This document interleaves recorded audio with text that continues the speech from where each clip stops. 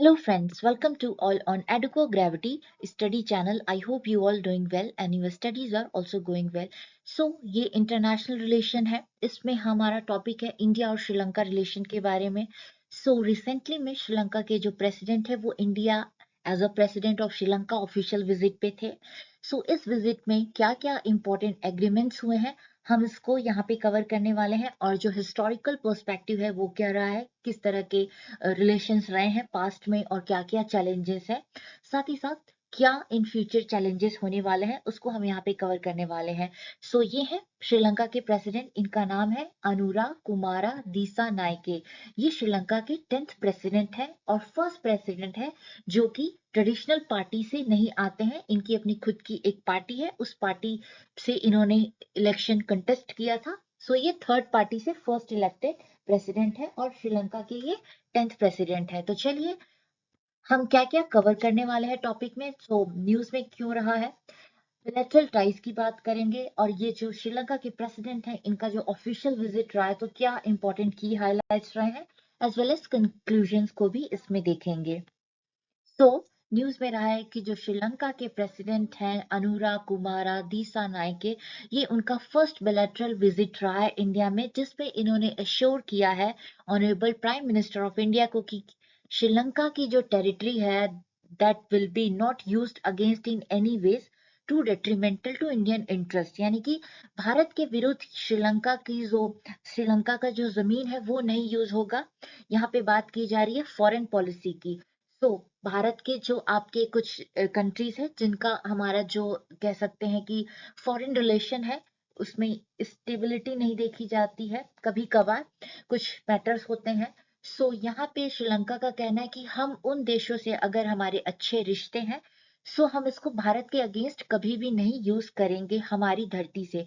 For example simple सा example ले लेते हैं, टेररिज्म हो गया. हाँ, टेररिज्म जो हो गया, सो इनका कहना है कि टेररिज्म जैसे जो प्रॉब्लम्स है हम श्रीलंका की पृष्ठभूमि से नहीं भारत के प्रति कुछ भी यहाँ से यूज होने देंगे.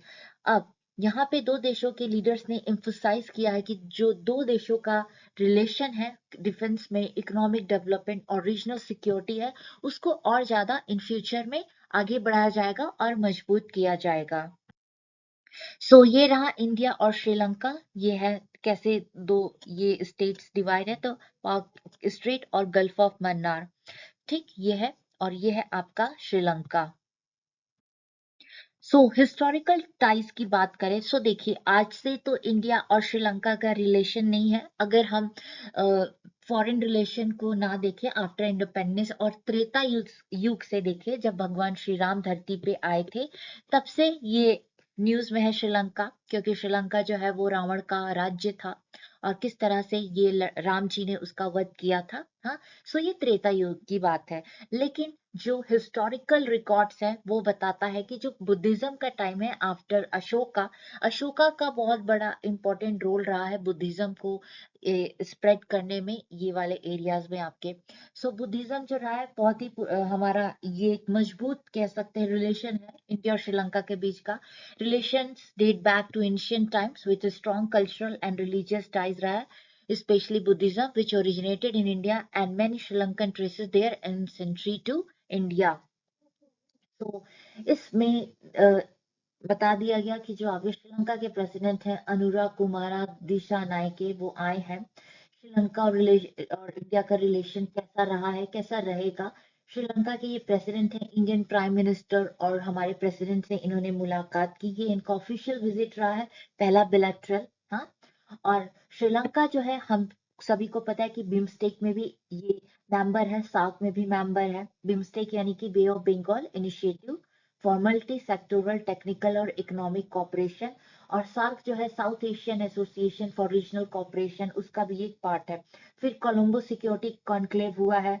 हाँ, 13. और आपका ये जो कच्चा दीवो आपका ये जो आइलैंड है इंडिया और श्रीलंका के बीच में, ये थोड़ा सा इसमें डिस्प्यूट रेज हो गया था.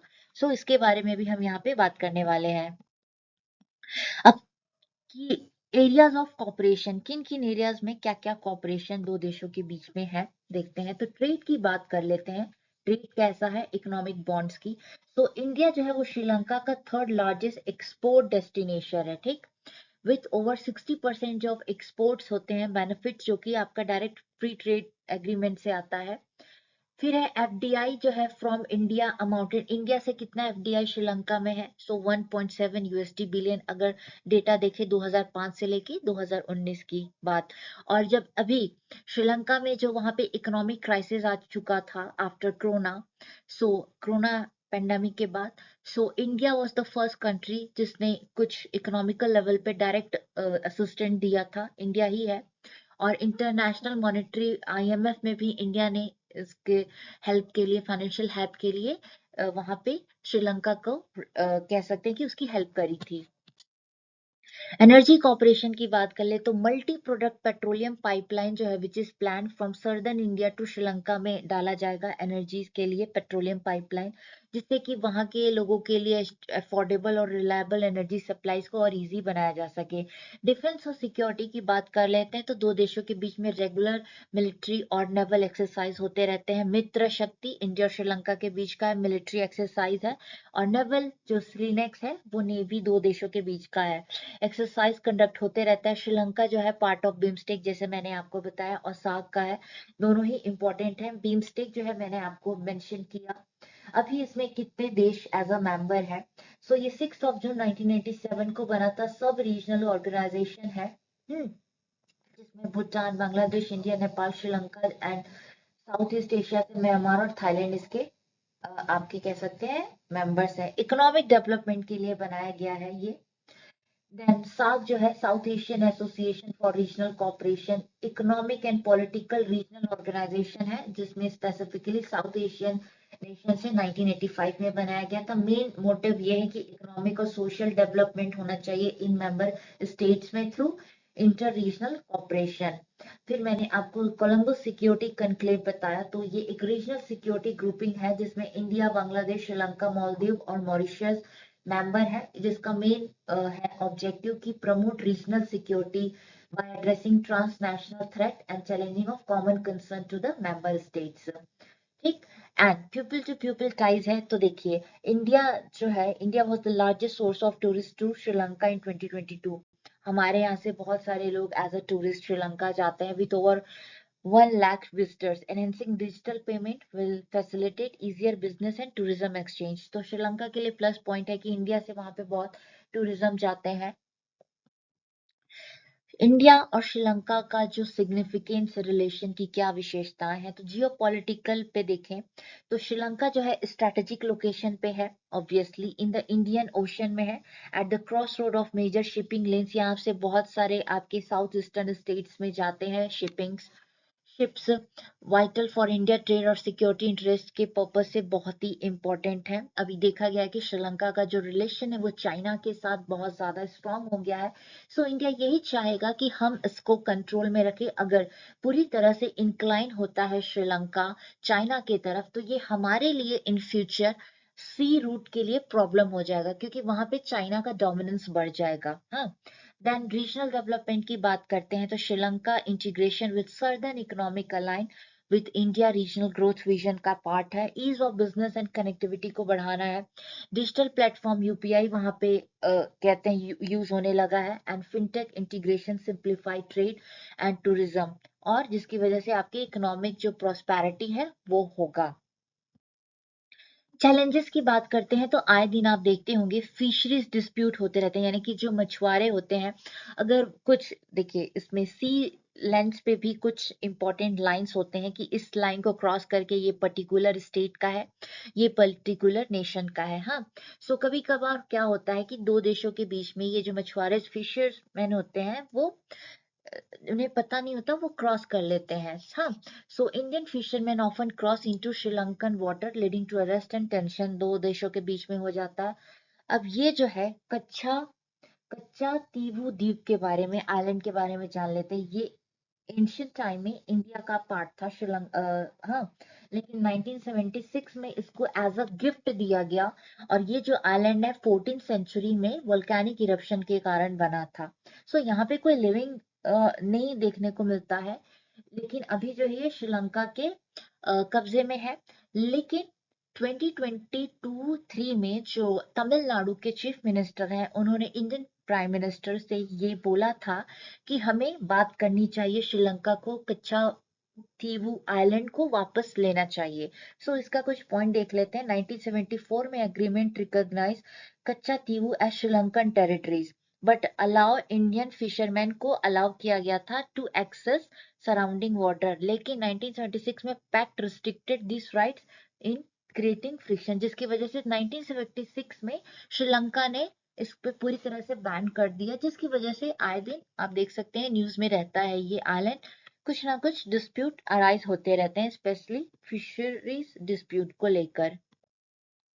बॉर्डर सिक्योरिटी की बात करते हैं तो porous maritime border enable smuggling of narcotics and illegal immigration. Obviously ये कहीं भी किसी का भी प्रॉब्लम है, श्रीलंका से ही नहीं, इंडिया के आप नॉर्थ ईस्टर्न स्टेट जाओगे तो वहां पे भी एक बहुत बड़ा इशू है border security, illegal immigration, narcotics, Bangladeshi आ जाते हैं, हाँ, स्पेशली जो आपके रोहिंग्या मुस्लिम्स हैं वो आते हैं।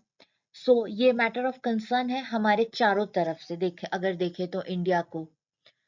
इस पे जो गवर्नमेंट है, सेंट्रल गवर्नमेंट का काम होता है इलीगल इमिग्रेशन को रोकने का। बहुत सारे स्ट्रिक्ट स्टेप्स लिए जा रहे हैं इलीगल इमिग्रेशन को रोकने के लिए। आए दिन आप न्यूज में देखते होंगे कि एक पर्टिकुलर स्पेशली बांग्लादेश से जो आते हैं यहाँ पे आके नाम चेंज करके फेक आइडेंटिटी कार्ड बना के रहते हैं। इस पे क्या है, सेंट्रल गवर्नमेंट क्रैकडाउन कर रही है एंड इन फ्यूचर ये अच्छा होगा कि ये जो लोग हैं इलीगली यहाँ पे रह रहे हैं उनको डिपोर्ट किया जाए उनके स्टेट्स में। तमिल एथनिक इशू है, तमिल एथनिक इशू 90 अब बहुत पहले का इशू है और अभी भी देखने को मिलता है। India remains concern about the Tamil minority, जो तमिलनाडु के इंडियंस हैं बहुत साल पहले वहां चले गए थे, तो वो जो है माइनॉरिटी में आते हैं, तो उनका भी इशू है, क्या उनके कॉन्स्टिट्यूशनल राइट्स हैं, इकोनॉमिक लेवल पे क्या राइट्स हैं, सोसाइटी लेवल पे क्या राइट्स है, उसके लिए इंडिया कंसर्न रहता है और आए दिन ये जो मैटर है उसको वहां पे बताता है। हम minority rights in Sri Lanka with historical sensitivities tied to ethnic conflict. China influence बढ़ता ही जा रहा है, चाइना ने बहुत सारा वहां पे इन्वेस्टमेंट किया, जैसे कि हम्बन टोटा पोर्ट हो गया, कोलंबो पोर्ट प्रोजेक्ट्स हो गए, ये आपको पता ही होगा। हम्बन टोटा जो पोर्ट है वो पूरी तरह से फेल एक इन्वेस्टमेंट रहा है चाइना के लिए। Raises concern about regional strategic imbalance. फिर बात करते हैं कि हाइलाइट्स ऑफ श्रीलंकन प्रेसिडेंट जो अभी आए थे, इनका नाम है अनुरा कुमारा दिसा नायके, पूरा नाम है, हाँ। अभी किन किन चीजों पे लेके एग्रीमेंट्स हुए हैं। Security corporation, mutual security commitments हुआ है। प्रेसिडेंट दिशा नायके ने एश्योर किया है कि India that Sri Lanka territory will not harm Indian interest. Both leaders stress interconnected security पे हमने जोर दिया है, interest and agree to finalize defense cooperation को और ज्यादा आगे बढ़ाना है, एग्रीमेंट्स हुए हैं। emphasize regional safety, security, free Indian Ocean region while countering traditional and non-traditional threats हैं, उसको साइडलाइन करके या उसको किस तरह से काउंटर किया जा सकता है, ये सबको पूरी तरह से मैटर को माइंड में रख के ये बताया गया कि हमें डिफेंस में आगे बढ़ना है, हमें इकोनॉमिकली आगे बढ़ना है, हाँ। डिफेंस कोलैबोरेशन की बात करें दो देशों के बीच में तो फ्रेमवर्क एग्रीमेंट हुआ है डिफेंस कॉपरेशन में, जिसमें ऑगमेंटिंग श्रीलंका डिफेंस की कैपेबिलिटीज को via defence platform and joint exercise के थ्रू इंडिया उन्हें मदद करेगा उनके डिफेंस कैपेबिलिटीज को बढ़ाने में। एनहेंसिंग मैरीटाइम सर्विलेंस को बढ़ाना है, डिफेंस ट्रेनिंग दो देशों के बीच में और डायलॉग्स। कोलंबो सिक्योरिटी कनक्लेव, जैसे मैंने आपको बताया कि ये पूरा सिक्योरिटी कंसर्न को लेके एक प्रॉपर मीटिंग होता है, हर साल होता है, हाँ। Will focus maritime security, cyber security, counter terrorism, ये सारी चीजों पे लेके यहाँ पे डिस्कशन होता है कि किस तरह से इसको हम काउंटर कर सकते हैं और एक दूसरे का जो लैंड है उसके विरुद्ध ना जाया जाए। Tamil minority issue है, Modi highlighted the need for reconciliation and reconstruction for Tamil minorities। ये एक प्रॉपर एक अलग टॉपिक है। वहां पे जो तमिल माइनॉरिटीज है 1980s में उनके साथ बहुत कह सकते हैं कि दे वर prosecuted.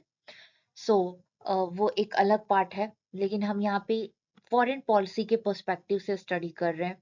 Express hope for full implementation of Sri Lanka constitution and holding of provincial council election.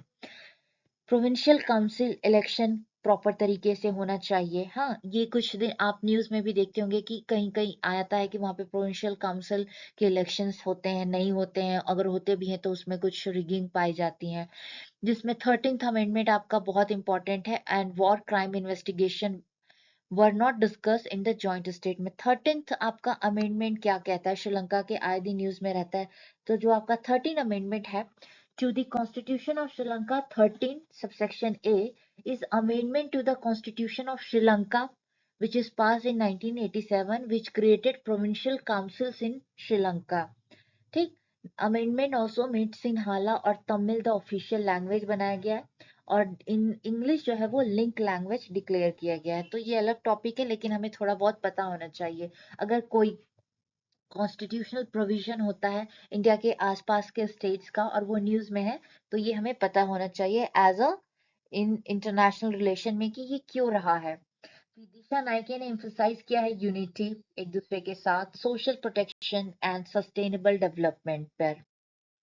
Fisherman issues ने दोनों तरफ से डिस्कस किया गया है। क्या क्या इस पे एग्रीमेंट हुए हैं? एग्रीमेंट ये हुए हैं कि ह्यूमैनिटेरियन अप्रोच होगा अगर ऐसा कोई भी आपका डिस्प्यूट अराइज होता है। हाँ, avoid aggression behaviour and focus on long term solution. Leaders instructed official to continue dialogue for resolution.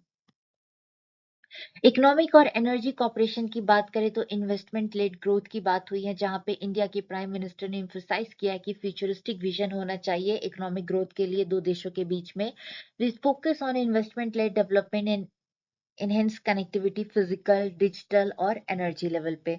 Initiative की बात कर ले so India support during Sri Lanka economic crisis $5 billion हमने इनको फाइनेंशियल असिस्टेंट दिया था। एनर्जी टाइज की बात कर ले तो इलेक्ट्रिसिटी ग्रिड कनेक्टिविटी बनाना है, मल्टी प्रोडक्ट पेट्रोलियम पाइपलाइन देना है, solar power project in Sampur. Very important question कि सामपुर सोलर पावर प्रोजेक्ट है वो किन दो देशों के बीच का है, तो ये इंडिया असिस्ट कर रहा है श्रीलंका को। LNG liquefied natural gas supply के लिए श्रीलंका पावर प्लांट बनाया जाएगा, उसमें इंडिया इनकी हेल्प करेगी। ट्रिलेटरल कॉपरेशन होगा इंडिया, श्रीलंका और United Arab Emirates petroleum pipeline बिछाने के लिए। डिजिटल ट्रांसफॉर्मेशन की बात करें तो Sri Lanka unique digital identity project बना रहा है, तो जिसमें इंडिया उनकी हेल्प करेगा। जैसे इंडिया का अपना यूपीआई है, adoption of UPI digital payment, फिर इंटीग्रेशन ऑफ प्लेटफॉर्म लाइक आधार, हाँ, पीएम गति शक्ति और डिजी लॉकर जैसे जो हमारा ये है प्रोग्राम। सो श्रीलंका भी चाह रहा है कि ऐसा होना चाहिए, तो उसमें इंडिया उनको असिस्ट करेगा। कनेक्टिविटी एंड टूरिज्म की बात करें तो launch of ferry service start हुआ है रामेश्वरम इंडिया का जो तमिलनाडु का पार्ट है, और तलाई मन्नार श्रीलंका का पार्ट है। हाँ, फेरी के थ्रू प्रमोशन ऑफ रामायण और बुद्धिस्ट सर्किट को किस तरह से टूरिज्म आए यहाँ पे उसको बढ़ावा देना है। कैपेसिटी बिल्डिंग और स्कॉलरशिप की बात कर लेते हैं।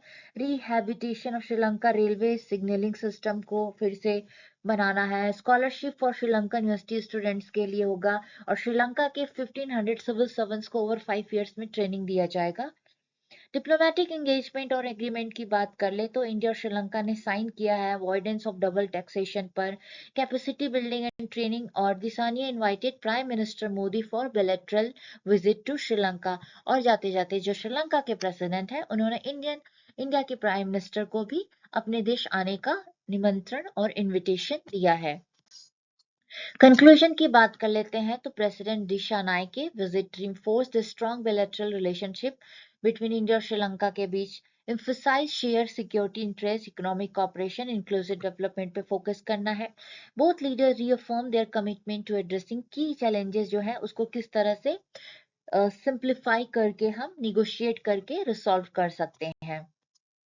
अब कुछ इंपॉर्टेंट पॉइंट्स की बात कर लेते हैं। तो आपने न्यूज में सुना होगा स्ट्रिंग ऑफ पर्ल्स, तो ये स्ट्रिंग ऑफ पर्ल्स क्या है?